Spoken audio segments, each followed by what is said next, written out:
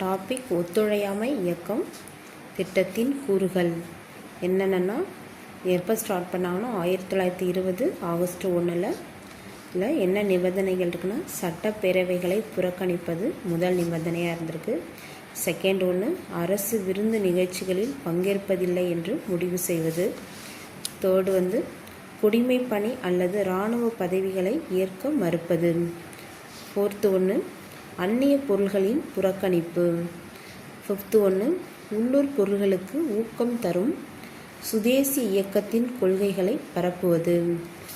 Sixth ஒன்று பட்டங்கள் மற்றும் மரியாதை நிமித்தமான பதவிகள் அனைத்தையும் திரும்ப ஒப்படைப்பது.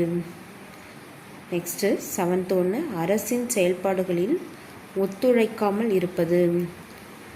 நெக்ஸ்ட்டு எய்த் ஒன்று நீதிமன்ற வழக்குகளில் வழக்கறிஞர்கள் ஆஜராகாமல் இருப்பது.